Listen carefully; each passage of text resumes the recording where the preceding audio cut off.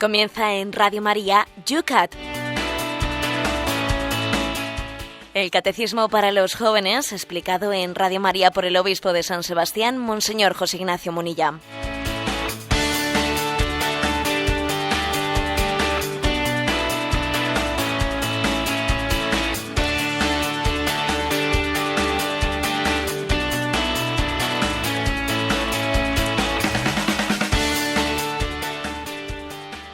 Muy buenos días a todos los amigos del Yucat. Una mañana más estrenamos una jornada preciosa en la cual el Señor nos regala un nuevo día que queremos vivir a su servicio en la nueva evangelización. Cuando amanece en San Sebastián hoy, para variar, un día que nos anuncian también lluvioso, con 12 grados. ¿Cómo están las cosas por Madrid hoy, Cristina? Pues como siempre, Padre Esteban, pasando mucho mal frío, 1 gradito esta mañana. Pero es que os dejáis siempre la puerta abierta y así tenéis esas temperaturas. Nosotros hoy tenemos una temperatura muy alta en las redes sociales, porque está la cosa que trina. Cristina, me imagino, no, ya sé que te has enterado porque las noticias de Radio María están donde tienen que estar, en la noticia.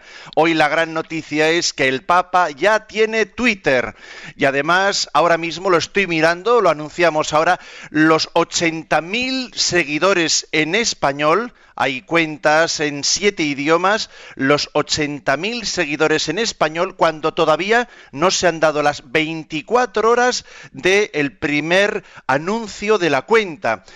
80.000 seguidores y en inglés, por ejemplo, el idioma con más seguidores, 332.000 cuando comenzamos este programa de Yucat a las 8 de la mañana. No han hecho todavía 24 horas del anuncio. El primer Twitter del Papa va a ser el 12 del 12 del 12. Es el día 12 de este mes 12 del año 2012 a las 12 del mediodía, el día de la Virgen de Guadalupe, la señora de Hispanoamérica, la que lleva la buena noticia, la madre que en estas vísperas de la Inmaculada a todos nos invita también a comunicar buena noticia. Buenos días, José Ignacio. Buenos días, y ciertamente pues es una noticia muy ligada a esto que realizamos en Radio María. Es una noticia ligada a la comunicación. Ese 12 del 12 del 12 a las 12 del mediodía, que algunos quisieran interpretarlo en clave esotérica, y pues sencillamente es un recordatorio de que ella, la madre, está rodeada de las 12 estrellas, y que ella es la que fue receptora del gran anuncio, porque ella fue la que recibió el anuncio del ángel. Ahora ella se convierte en la gran anunciadora. Y la Iglesia, que le tiene a ella, a María, como imagen, como modelo, la Iglesia se convierte en el gran altavoz, en la gran anunciadora del mensaje de Jesucristo. Por lo tanto, vamos a ello, ¿no? Nos unimos a ese Twitter del Santo Padre. El Evangelio se va a transmitir a través del Twitter. Decía un conocido, un sacerdote holandés conocido mío, lo decía en broma, pero el hombre está trabajando en ese proyecto, decía: parece que Jesucristo pensaba en Twitter cuando hablaba, porque es curioso ver que todas sus palabras, las palabras evangélicas, caben en 140 caracteres, decía él. Y el hombre está trabajando en hacer pues una formulación del Evangelio pues a través de Twitter, con lo cual nos unimos al Santo Padre. Estamos convencidos que es una herramienta más de evangelización, como decía el Santo Padre, en evangelizando el continente digital, porque ahora resulta que este mundo no tiene 5 continentes, tiene 6 continentes. Y este continente digital, que por cierto tiene estaciones en los 5 continentes, bueno, pues también es objeto de... Hemos descubierto un mundo nuevo, y igual que cuando los españoles, ¿no?, pues llegamos a América, entendimos que allí había un nuevo continente para evangelizar. Bueno, pues de la mano de la Virgen de Guadalupe vamos a evangelizar el 6º continente y llevar a Cristo allí haciéndolo presente. Bueno, pues el obispo, le estoy viendo, acaba de lanzar un tuit invitando a todos los que seguís este programa de Yucat, un programa que por supuesto tiene como principal protagonistas a los más de 1 millón de oyentes que todas las mañanas nos acompañan acompañáis a través de la FM, de la radio, también muchísimos a través de Internet, pero tenemos una vocación especial, permitidnoslos, para que a través de las redes sociales también seguir a todos los jóvenes que en estos mundos, en este, como nos decía, sexto continente digital, también a todos los que nos queréis seguir en esta hora de la mañana, en el YouCat.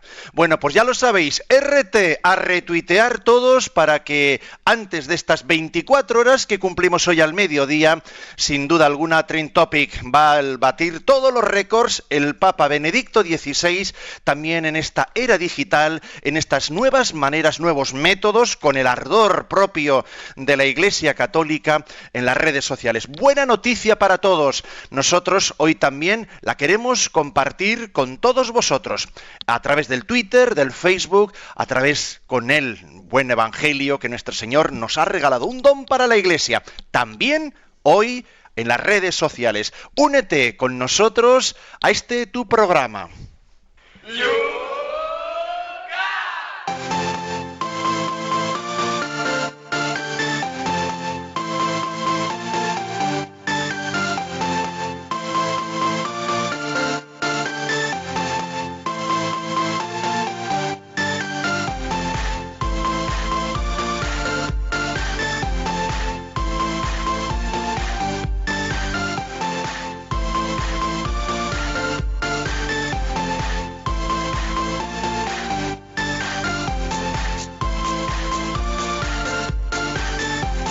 Con todas las mañanas empezamos aquí mirando al programa de ayer, en el cual dejábamos en las redes sociales precisamente estas preguntas que ayer desgranaba el obispo para que pudierais vosotros también, los que escucháis el programa en diferido a través del podcast de Radio María, también podáis participar, hacer vuestras preguntas, y ahora en los primeros minutos del programa son respondidas por el obispo de San Sebastián, que sabéis también tiene ese Twitter, @obispomunilla, que podéis seguir, en el cual también aquí compartimos, hacemos red social con el YouCat.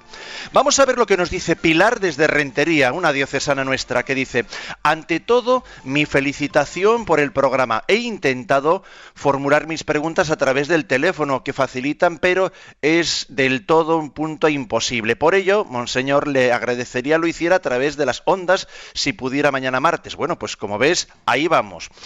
En la venida del Señor, según la explicación de hoy, los que aún vivían serán transformados. Hasta entonces, los que han muerto desde el principio de los tiempos, ¿en qué situación corporalmente hablando se encuentran? Vamos a ver, hablábamos de un texto de San Pablo, lo contextualizo para que la pregunta del oyente la entiendan todos.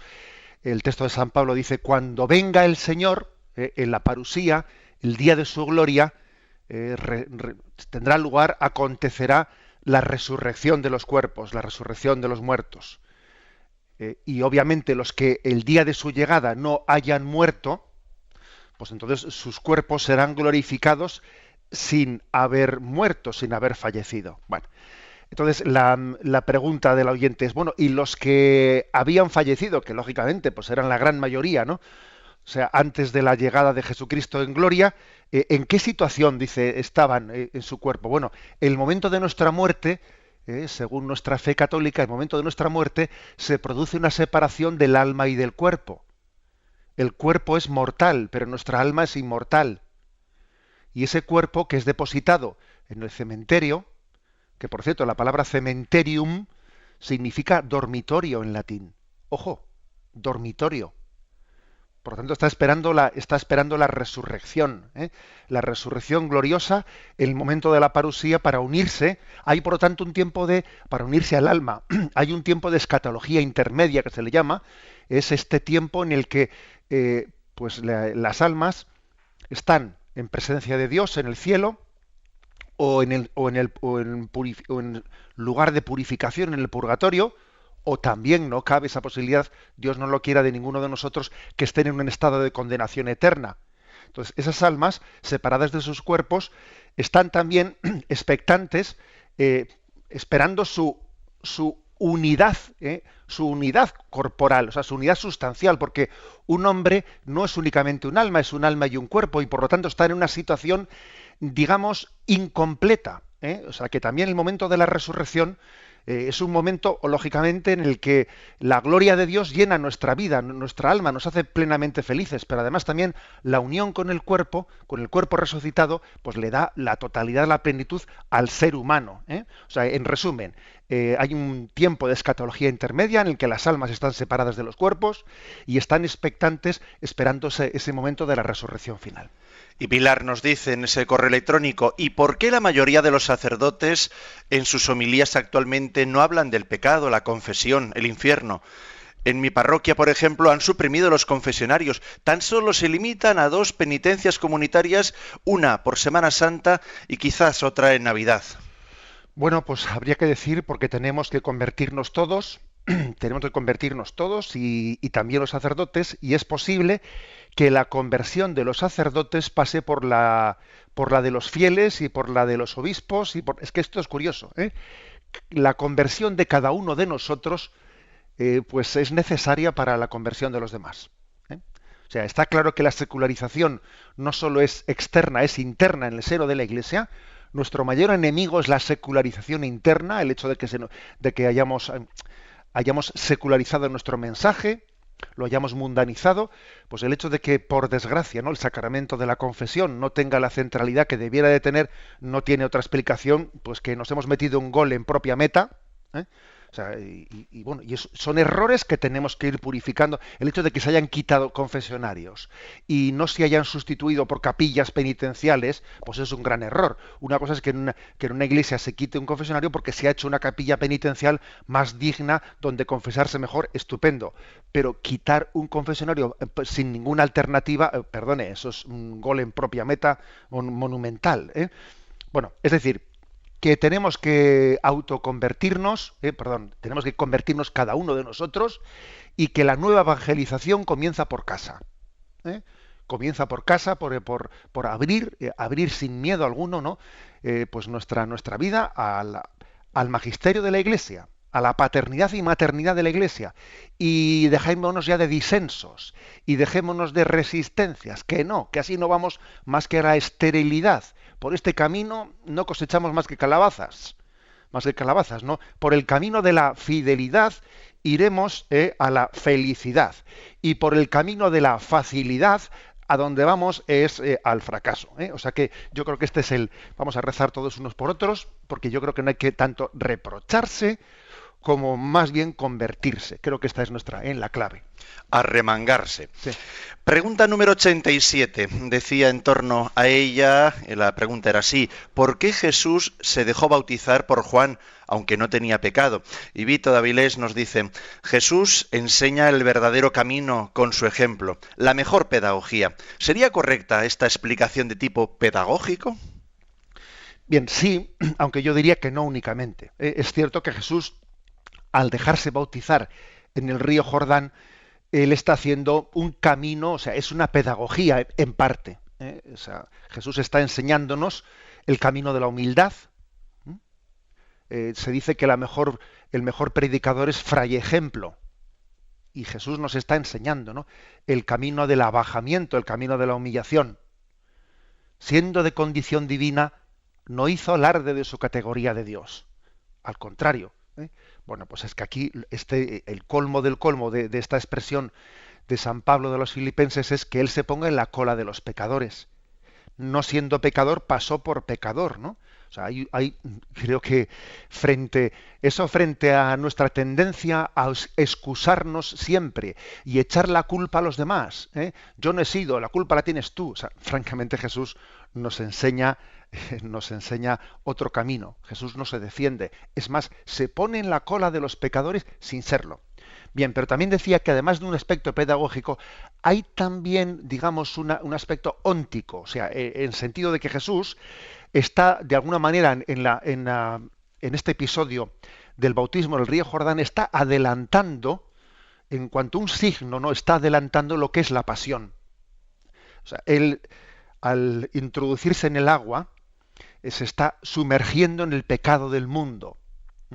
Y al salir de ella está también preanunciando la resurrección. Es Jesús que es enterrado en la tierra y renace de ella resucitado. Hay también un aspecto óntico, bueno, que es difícil, ¿no? Difícil por nuestra parte, pues entender, pero existe, ¿no? Como una unión misteriosa entre este episodio y el momento, o sea, el acontecimiento pascual de la muerte y resurrección de Jesucristo. En torno a la pregunta 88, que ayer también comentábamos, ¿por qué fue tentado Jesús? ¿Acaso podía ser tentado realmente? Antonio de Madrid nos pregunta en Facebook, ¿el que no ha pecado, como es el caso de Jesús, puede decirse que es hombre como nosotros? Esta pregunta de Antonio es interesante, porque se dice, a ver, probado, se dice de Jesús, ¿no? Fue probado en todo como nosotros, menos en el pecado. Y entonces dice, pero vamos a ver, entonces Jesús es que menos en el pecado es mucho menos. O sea, quiere decir que es si no tuvo pecado, entonces realmente a mí me puede entender, porque nosotros somos pecadores. Entonces si él no es pecador, es que no me puede entender. Bueno, pues vamos a intentar rebatir esto, que es muy importante. Jesús me comprende perfectamente porque ha experimentado la tentación. Pero caer en la tentación no nos hace más humanos, sino menos humanos. Esto es curioso, ¿eh? O sea, caer en la tentación no es ser más hombre, sino menos hombre. En realidad, un santo te comprende mucho mejor un santo, porque sabe que él, si no ha caído en algún pecado, es por pura misericordia de Dios. Y él te comprende mucho mejor que otra persona, pues que mira, pues que sencillamente desde su pecado, generalmente cuando estamos llenos de pecado, lo que hacemos es acusar a los demás. Esto suele ser lo curioso. Mientras que no nos convirtamos, cuando uno está en pecado, en vez de comprender a los demás, lo que hace precisamente es descargar contra ellos. O sea, alguien pecador, mientras que no se convierta, está mucho más lejos de ti que alguien santo. En resumen, que Jesús es el que revela al hombre lo que es ser hombre. Un pecador no nos puede hacer entender qué es ser verdaderamente hombre. O sea, la esencia de nuestra vocación a ser hombres nos la enseña Jesucristo, precisamente porque no tuvo pecado. O sea, que no es el ser pecadores lo que nos hace hombres. Nosotros no somos hombres por ser pecadores, sino somos hombres a pesar de ser pecadores. O sea que, precisamente para ser más hombre, lo que hay que hacer es ser más santo. Luego Jesús, claro que nos puede comprender, ¿no? Porque en realidad lo que nos une a él, pues hombre, pues es que en su encarnación se ha unido a lo que es verdaderamente humano. Y fijaros bien, el pecado no es algo verdaderamente humano, es algo extrínseco. O sea, es algo que nos han metido un gol de fuera. Que es que ha sido el demonio, de alguna manera, el que desde fuera ha introducido un principio que no estaba en la vocación en la que Dios había creado al hombre. Por lo tanto, no caigamos nunca en esa tentación de pensar que como Jesucristo no tuvo pecado, entonces él, no sé si es hombre del todo. Claro, el que no soy hombre del todo soy yo. O sea, esa es la clave.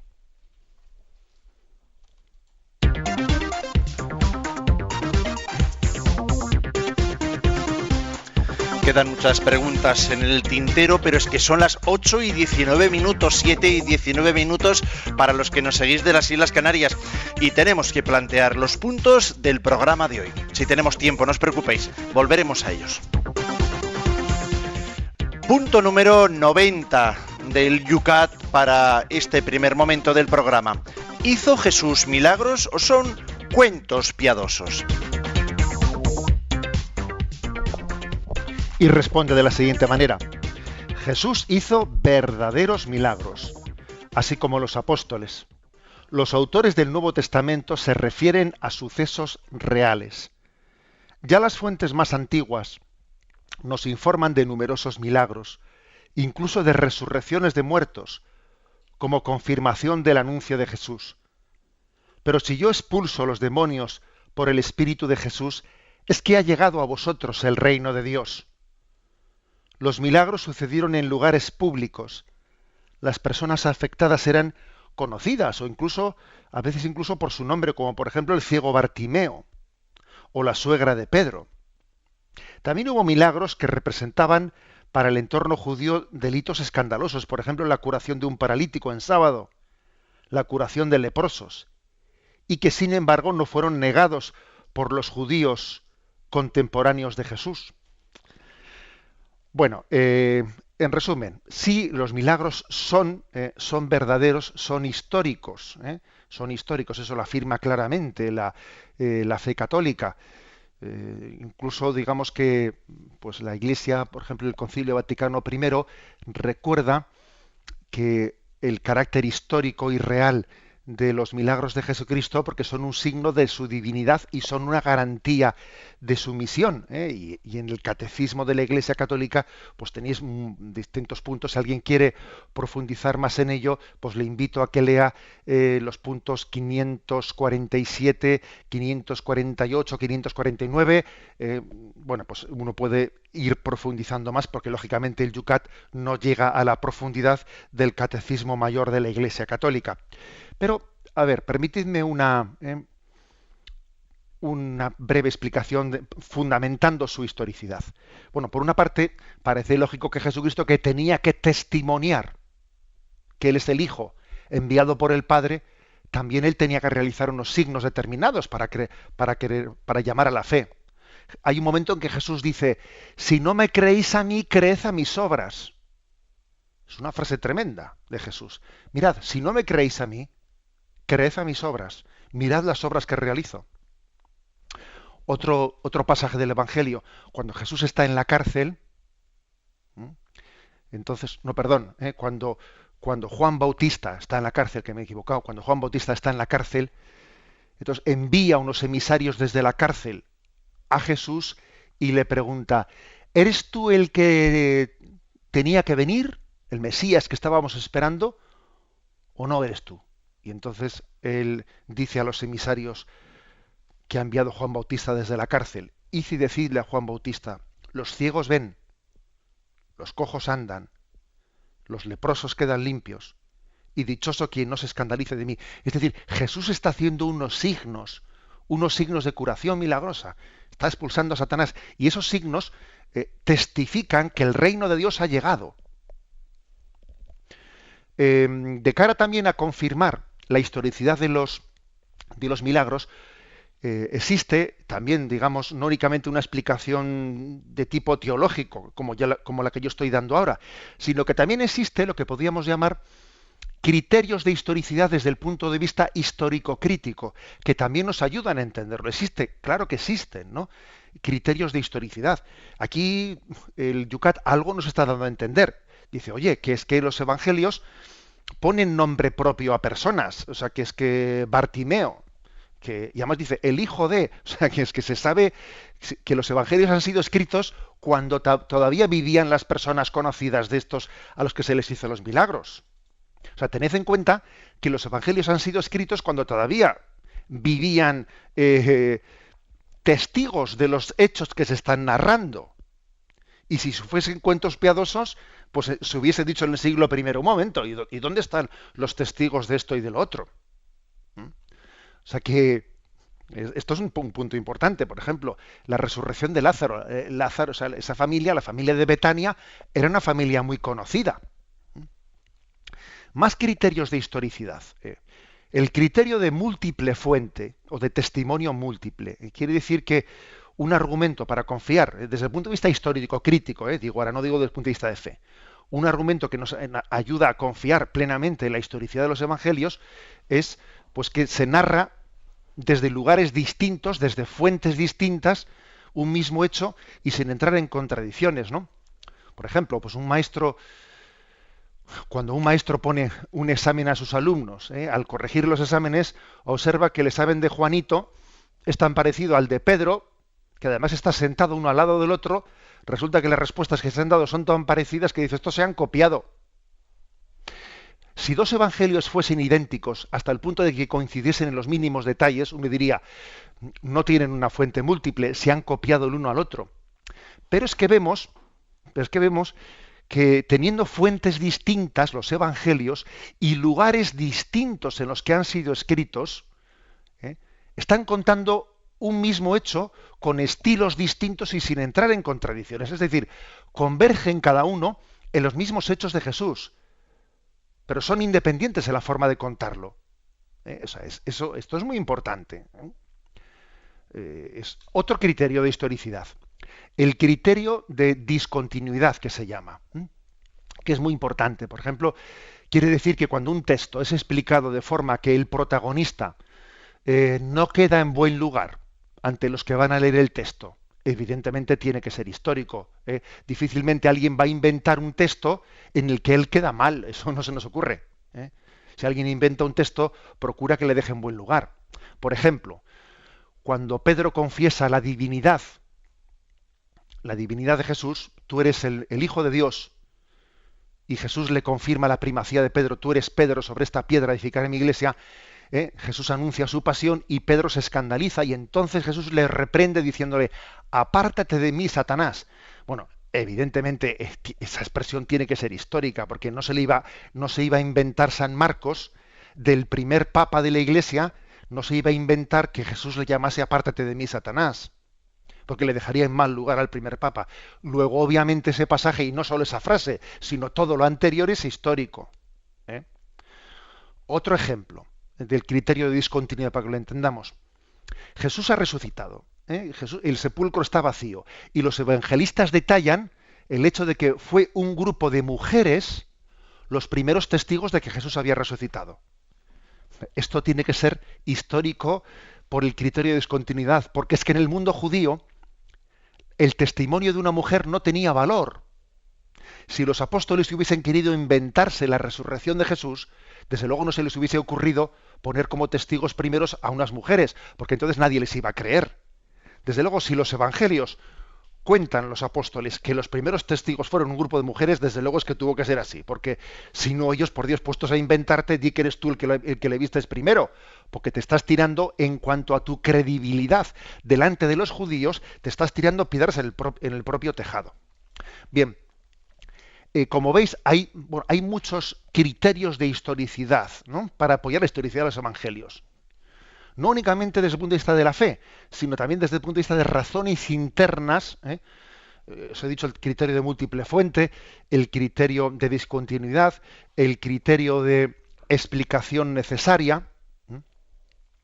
Para quien quiera profundizar en esto, hubo un libro de Latourelle, René Latourelle, que fue, hace ya bastantes décadas, pero fue uno de los libros claves, en esa teología posconciliar, en el que se hacía un esfuerzo de resumir y explicar los criterios de historicidad. Pero bueno, esto lo digo un poco para los especialistas, porque, pues lógicamente ese es un libro, ese que digo de René Latourelle, pues un poco ya en un nivel de explicación dirigida a la formación teológica, de seminaristas, etcétera.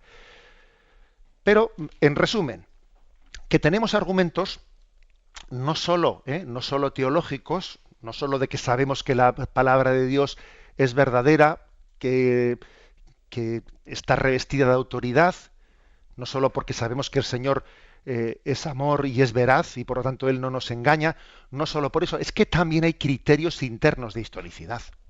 Es que los evangelios no serán una biografía, pero sí que están anunciando la buena nueva partiendo de unos acontecimientos históricos. Y por ejemplo, a ver, otro detalle, ¿no?, para que nos entendamos. ¿Cómo se explica que en las tumbas de los primeros cristianos, así como nosotros solemos poner una cruz, ¿no?, en las tumbas, que los primeros cristianos adornasen sus tumbas con figuras de panes y peces, haciendo referencia a la multiplicación de los panes y de los peces?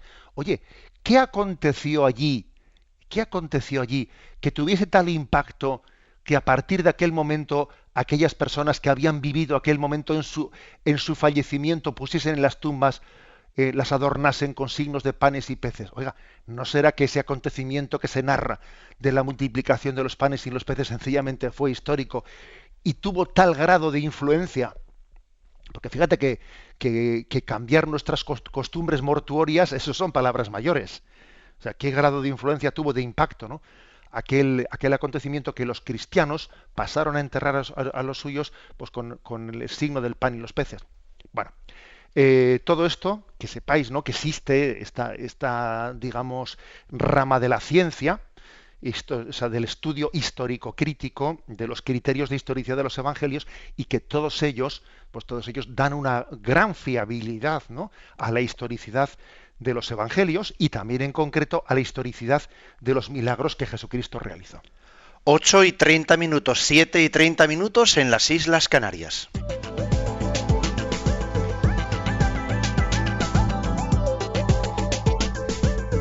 Es el momento en el cual te invitamos a que participes, a que hagas también tus preguntas, como ya las está haciendo mucha gente en estos canales que vamos poco a poco aprendiendo. Ya que hablábamos hoy del Twitter del Papa, bueno, pues el Twitter de este programa de nuestro obispo es @obispomunilla. Ahí puedes, citando a @obispomunilla, hacer también en 140 caracteres tu pregunta. En Facebook tienes que buscar la página de este programa. Es muy fácil de encontrarla. Yucat Radio María. Yucat Radio María. También el correo electrónico está permanentemente abierto. yucat@radiomaria.es. Y hoy Cristina atiende también el 91 153 85 50. Pero vamos con el temazo musical que siempre queremos presentaros al mitad del programa, que nos valga de relax, también de una sonrisa. Hoy nos llega, seguro que todos conocéis el programa que los viernes a las 11 de la noche tiene Radio María, el programa de la pastoral penitenciaria. Bueno, pues ahí tenemos a un padre mercedario, el padre Carot, que en su trabajo cotidiano, bueno, pues nos lo hace radiofónico, el testimonio de la vida de la Iglesia en las prisiones. Bueno, pues desde la prisión de Panamá, de la mano de otro también fraile de esa misma congregación, Fray Richard, nos llega esta canción. Desde adentro, desde el cementerio de los vivos, donde el más fuerte sobrevive, experiencia mata tiempo. Quiero mandar un respeto máximo desde prisión, desde la cárcel Panajuru, Panamá, 507. La verdadera justicia no es la que castiga, sino la que rehabilita. Big on respect.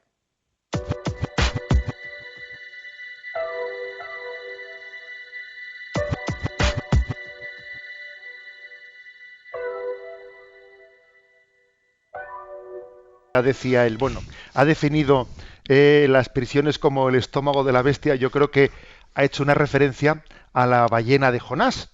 La ballena de Jonás, desde la que se evocaba pues ese estar sepultado para nacer a una vida nueva.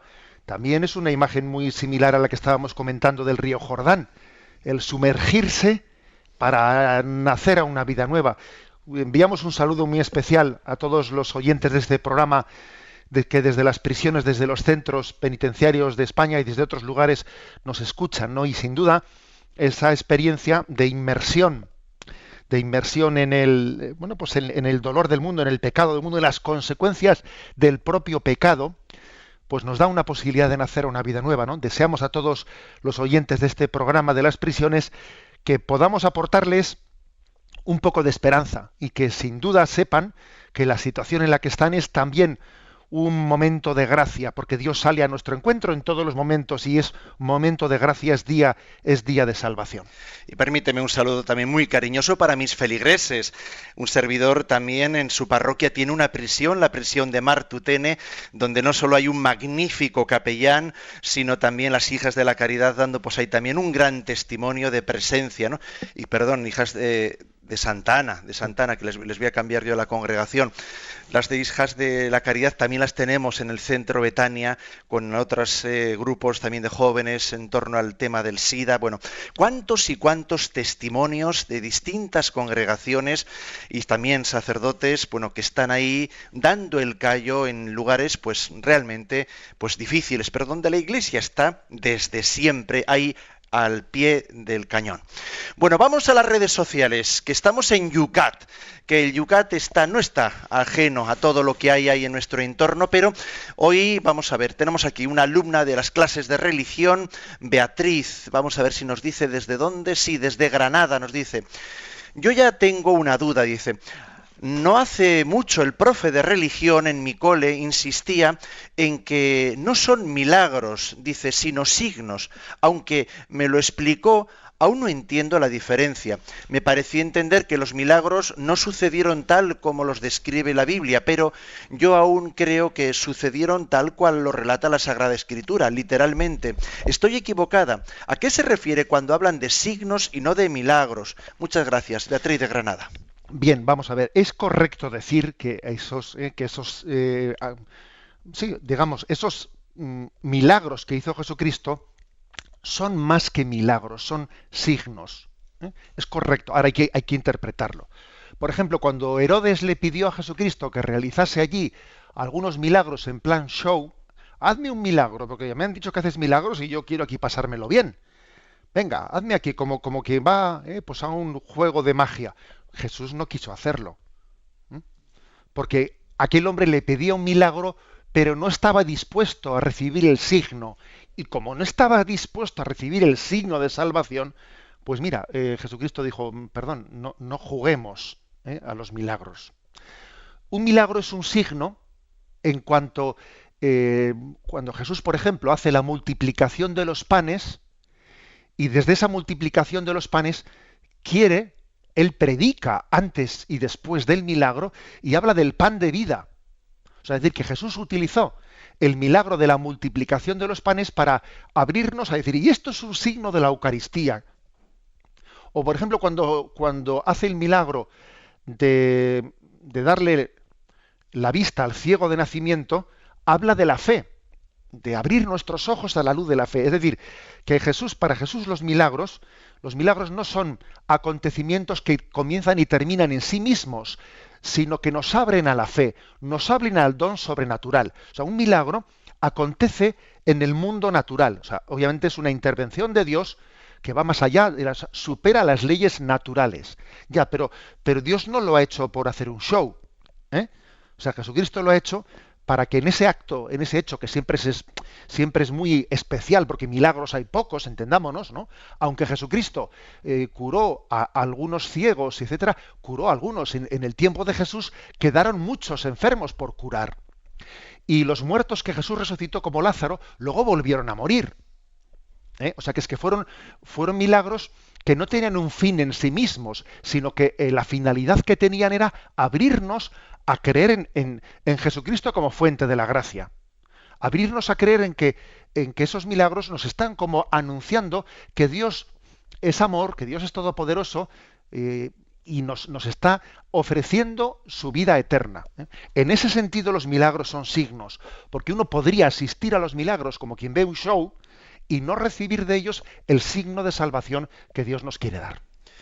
Ausias de Valencia nos plantea en yucat@radiomaria.es ¿en qué momento el demonio es consciente de que Jesús es el Mesías? ¿Lo sabe desde el principio? ¿Los demás ángeles también lo sabían? Bueno, pues la verdad es que yo creo que a un ángel difícilmente se le escapaba tal detalle. Ese detalle no podía escaparse de un ángel. Entendamos que los ángeles pues tienen una mente, un entendimiento muy superior al nuestro por su naturaleza angélica, y obviamente cuando Satanás se enfrenta a Jesús a lo largo de toda su vida, sabe que está enfrentándose al Mesías. Y él tiene esperanzas, ¿no?, en que su condición humana le va a hacer caer. Tiene esperanzas. Y por eso Satanás especialmente realiza unas tentaciones mesiánicas. Las tentaciones que Jesucristo recibe son muy especiales porque van contra su mesianismo. Son un intentar apartarle del camino que el Padre le pone, el camino de la cruz. De alguna manera, fijaros, podríamos resumir que la tentación mesiánica principal que Jesucristo pudo recibir por parte de Satanás fue como decirle, pero ¿qué sentido tienes lo que vas a hacer? Tú vas a dar tu vida por todos, ¿y cómo te lo van a agradecer? Si no te lo va a agradecer nadie. Si tú vas a derramar tu sangre y va a ser inútil. O sea, es decir, la tentación satánica, ¿no?, o sea, contra su vocación mesiánica, era la de intentar intentar introducir la desesperanza, como si la entrega de la vida de Jesucristo no fuese a ser, ¿no?, pues fructuosa y fecunda. Dori, que no nos dice desde dónde nos escribe, a yucat@radiomaria.es, dice: ¿no somos todos los hombres hijos de Dios? Por el bautismo pertenezco a la Iglesia Católica, una gran suerte. En conversación con personas de religión hindú, esto ha sido una piedra de choque. Siempre les digo que son también hijos de Dios, para nosotros revelado en Jesucristo. Bien, es interesante lo que dice el oyente. Vamos a ver, ciertamente hay que distinguir, bueno, la palabra hijos de Dios se puede utilizar pues en un sentido más amplio y en un sentido más estricto. Obviamente, en un sentido más amplio, todos los seres humanos son hijos de Dios, por cuanto Jesucristo, al hacerse hombre, se ha unido con toda la condición humana. Él se ha hecho hombre, y la humanidad de Jesucristo, esa que tomó Jesús en las entrañas de la Virgen María, esa humanidad le une a Jesús con todo hombre, también con ese hindú, también con ese musulmán. O sea, Jesús se ha unido con todo hombre, y en ese sentido todos son hijos de Dios. Pero también es cierto que en un sentido más estricto de la palabra, en el sentido de tener una unión con Jesucristo sacramental, que nos une a Él, haciendo participar de una manera muy superior, no únicamente en virtud de esa encarnación, sino en virtud de la gracia de asociarnos sacramentalmente a la vida interna que Cristo tiene en su relación con el Padre. Bueno, pues eso ya es el bautismo quien nos lo da. Por lo tanto, digamos, hablemos de un término hijos de Dios en un sentido más amplio, por la encarnación, y en un sentido más estricto por ese don recibido por el bautismo sacramental. Alex en Facebook nos plantea si había alguna condición para que Jesús realizara milagros, y también hace una segunda pregunta: ¿por qué los milagros a unos sí y a otros no? Vamos a ver, interesante, ¿no? Jesús dice en alguna ocasión en los evangelios que se haga según tu fe, alguien que le pide un milagro, que se haga según tu fe. O sea, que sí que existía. O sea, Jesús quería que los milagros no solo suscitasen la fe en quien lo había recibido, sino que también estuviesen, digamos, un poco arrancados por la fe. O sea, la fe arranca, entre comillas, arranca, ¿no? La fe arranca el milagro a Jesucristo, y el milagro aumenta la fe. Es como la pescadilla que se muerde la cola. A Jesús se le pide el milagro con fe, pero al mismo tiempo el milagro de Jesucristo aumenta la fe. Y la segunda pregunta que dice el oyente, bueno, ay, perdón, que se me ha ido el santo al cielo. ¿Por qué a unos sí y a otros no? Sí, perdón, eso es. ¿Por qué a unos sí y a otros no? Bueno, vamos a ver, nosotros no tenemos que pedirle al Señor ningún tipo de explicaciones. A ver, Él sabe más. Entre otras cosas, cuando el Señor hace un milagro con una persona, no lo hace solo para Él, lo hace para los demás también. O sea, es decir, fíjate, dice, vete y preséntate a los sacerdotes. Jesús quiere también, es consciente de que este don que esta persona ha recibido vaya y se presente, ¿no?, ante los sacerdotes en el templo de Israel, o actualmente en la Iglesia también, ¿no? O sea, los dones de Dios son dones para todos, y yo no puedo apropiarme de ellos, ¿no?, como si fuesen propiedad privada mía.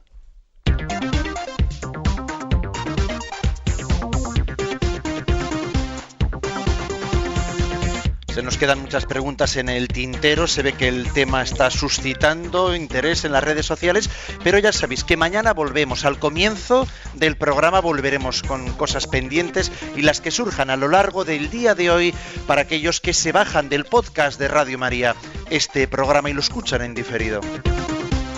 Vamos con el último punto del día de hoy, el número 91 del Yucat. ¿Por qué hizo Jesús milagros? Seguimos con el tema. Y dice así, es el punto 91. Los milagros que hizo Jesús eran signos del comienzo del reino de Dios. Eran expresión de su amor a los hombres y confirmaban su misión. Los milagros de Jesús no eran una representación mágica. Él estaba lleno de poder del amor salvífico de Dios. Por medio de los milagros, Jesús muestra que es el Mesías y que el reino de Dios comienza en él. De este modo se podía experimentar el inicio del mundo nuevo, liberaba del hambre, de la injusticia, de la enfermedad y la muerte. Mediante la expulsión de demonios, comenzó su victoria contra el príncipe de este mundo, se refiere a Satanás. Sin embargo, Jesús no suprimió toda desgracia y todo mal de este mundo. Se fijó especialmente en la liberación del hombre de la esclavitud del pecado. Le importaba ante todo la fe que suscitaba a través de los milagros. Bueno, como veis también las preguntas de los oyentes con respecto a la pregunta anterior ya estaban pidiendo que entrásemos en esta nueva pregunta. Nosotros, bueno, los milagros, ¿qué sentido tienen? ¿Qué finalidad persiguen? Está claro que hay algunos milagros que han sido narrados de una manera en los evangelios que son especialmente importantes para hacernos entender lo que Jesús pretendía. Por ejemplo, cuando estando Jesús en una casa predicando, estaba a tope la casa, no se podía ni entrar por la puerta, y descuelgan, abren el techo, que desde luego al que le hicieron el estropicio en aquella casa ya diría algo, ¿no? Abrieron el techo, que claro, los techos no eran como los nuestros, y descolgaron por el techo una camilla de un paralítico, le ponen delante de Jesús, y Jesús va y le dice, tus pecados están perdonados. Y claro, la gente murmuraba, dicen, ¿este qué le dice? Que sus pecados están perdonados, pero bueno, pero ¿quién es este para perdonar los pecados, no? Me imagino que el enfermo diría, yo aquí había venido a otra cosa, no sé, a mí me habían dicho que este curaba, no sé qué diría. Eso no nos lo cuenta el Evangelio, o sea, que esto ya lo digo yo echándole un poco de imaginación. Y entonces, frente a aquella especie de expectación de decir, pero bueno, no sé, este está blasfemando, unos pensaban, este blasfema, ¿cómo puede perdonar pecados? Si solamente Dios puede perdonar pecados. Otros dirían, bueno, pero no sé, no, este hombre no decían que era el que curaba. De repente, ante esa momento de perplejidad, Jesús dice, ¿qué es más? Decirle a este hombre, tus pecados están perdonados, o levántate, coge la camilla y echa a andar. Pues para que veáis que el Hijo del Hombre, tiene poder para perdonar los pecados, a ti te digo, levanta tu camilla y echa a andar. Es decir, Jesús hizo el milagro de la sanación de ese paralítico, queriendo con él introducirnos pues es decir, la auténtica pobreza del hombre, lo que verdaderamente es determinante para nuestra felicidad, no es tanto la parálisis corporal, sino que es la muerte del alma. Eso sí que es lo gordo. O sea, lo gordo ciertamente es que estemos alejados de Dios, que el pecado nos impida recibir la filiación divina. Eso sí que es lo gordo. Por eso Jesús, cuando hace un milagro de sanación, por ejemplo, de ese paralítico, nos está queriendo hacer entender que Él es el Salvador del mundo. Pero nosotros tenemos siempre la tendencia a pensar que lo que a mí me impide la felicidad es el examen que tengo que hacer la semana que viene. Y como estoy de exámenes, ay, si yo este examen lo sacase bien, sería feliz. Ay, si mi madre tiene una revisión con el médico, ¿no? Si esa revisión sale bien, tengo tal otro problema, tal cuestión laboral, si me cogiesen en esas, en ese examen al que me he presentado, si cogiese ese puesto de trabajo, sería feliz. Nosotros siempre tendemos a pensar que nuestra felicidad pasa por algo muy concretito. Y Jesús está queriendo hacernos ver que esa necesidad concreta que yo experimento no es sino un signo de un deseo de felicidad plena que yo tengo. Que en el fondo, ese examen que tengo, ese puesto de trabajo, esas oposiciones que quiero ganar, ese tal, son lo inmediato, pero tu felicidad no se juega en eso inmediato. Tu felicidad es que tenemos el riesgo de que el árbol nos impida ver el bosque. Somos así, somos limitaditos. Claro, y nos ponen un árbol delante nuestro y no vemos más que el árbol, no vemos el bosque. Entonces, lo que veo es que tengo un examen dentro de 2 semanas. Lo que veo es que tengo una operación y a ver si me quedo cojeando o me quedo sin cojear. Lo que veo es que a ver si me dicen que el cáncer era maligno o no era maligno. Lo que veo es que a ver si gano la oposición o no gano la oposición. O sea, pero es que no nos engañemos. No nos engañemos. Gane o no gane la oposición, me quede o no me quede cojeando, etcétera, etcétera. Es que la pregunta clave y definitiva de mi vida es otra. Es decir, mi vida tiene sentido. Yo soy consciente de que he sido creado por el amor y para el amor en la vida eterna. Es que por eso Jesucristo realiza los milagros para dar respuesta a la sed de felicidad que tenemos, pero al mismo tiempo educándonos en que busquemos la felicidad en Dios. O sea, los milagros no se limitan a decir, tengo sed, toma un vaso. No, sino que detrás de ese vaso Jesús está educando nuestro deseo de felicidad y quiere ponerlo en Dios.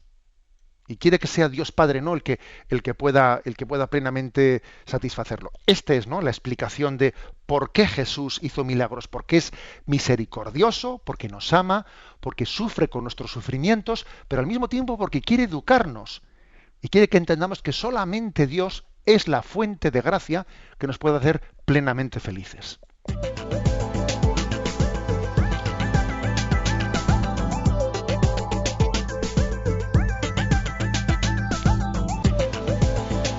Vamos a aprovechar estos últimos minutos, segundos casi hay que decir, de este programa Yucat, en el cual, bueno, pues estamos siempre con todos vosotros en comunicación a través de las redes sociales, que hoy de alguna manera está, ya sabéis, todo pues un poquito más en continuidad. Lo podéis hacer hoy y también durante toda la jornada a través de las redes sociales.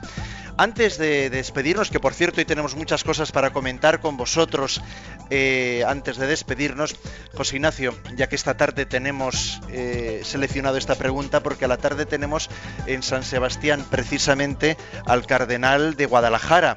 Le tenemos con nosotros en la catedral dentro del marco de la explicación del Concilio Vaticano II. Y nos dice Alex desde Valencia: el cura de mi pueblo me dice que comulgar en la boca y de rodillas, que por ello soy tridentino. ¿Qué quiere decir tridentino? También me gustaría que me aclarase si el concilio llamó realmente a la modernización de la Iglesia, ya que cuánto han cambiado las cosas desde entonces, nos dice Alex. Bueno, un pretexto para hablar del Concilio Vaticano II. Bueno, muy gracioso eso de que un cura le diga a un jovencito, tú eres tridentino, y el joven diga, ¿y qué es tridentino? Es muy revelador, muy revelador de cómo a veces los esquemas nos fallan por todos los lados. Bueno, pues sí, es verdad. Hoy a la tarde tenemos aquí en San Sebastián la visita de Monseñor Sandoval, el cardenal arzobispo emérito de Guadalajara, de México, que bueno, pues que es un cardenal que se ha caracterizado por tener uno de los seminarios más grandes del mundo, allí en Guadalajara. Dios le ha bendecido con un seminario muy fecundo de más de 1.200 seminaristas entre seminario mayor y menor, y pues le hemos pedido que nos hable en este contexto del Concilio Vaticano II sobre lo que es el sacerdocio y sobre lo que es la vocación al sacerdocio y la preparación para el sacerdocio. Bueno, pues el Concilio Vaticano II también habló de eso y dijimos, este es un hombre que con la experiencia que tiene nos puede hablar de ello. Está por aquí de viaje y hoy a las 7:30 en la Catedral de San Sebastián pues nos va a hablar de ello y luego celebrar la Santa Misa también en este contexto de la novena a la Inmaculada en el que estamos, O sea que también a los que no estáis aquí en Donosti os damos un poquito de envidia, pero no os preocupéis que lo colgaremos de las redes como solemos hacer. Y en el programa La Voz de los Obispos lo podrán escuchar también. Sí. Otra cosa, para los oyentes de San Sebastián, bueno, y de todos los del programa del Yucat, ya sabéis que nuestro programa tiene vocación también de realizarse en la calle, en los colegios, allí donde nos inviten. Ya lo hicimos y mismo Alex nos escribía desde Valencia. No sé si estaba en aquel salón de actos desde el cual hicimos el programa en Valencia, en directo. Bueno, mañana estamos en el Colegio Esquivel de San Sebastián. También con las alumnas de ese colegio realizaremos en directo. Mañana micrófono abierto, micrófono inalámbrico, para que también no solo por las redes sociales, sino también en ese colegio puedan participar los alumnos. José Ignacio, preguntas para esas alumnas para mañana. A ver, para las alumnas de Esquivel, que apunten por ahí. Para mañana tenemos dos puntos, el 92, ¿por qué llamó Jesús a los apóstoles? Y 93, ¿por qué se transfiguró Jesús en el monte Tabor? Y terminamos recibiendo la bendición para esta nueva jornada. La bendición de Dios Todopoderoso, Padre, Hijo y Espíritu Santo, descienda sobre vosotros. Alabado sea Jesucristo.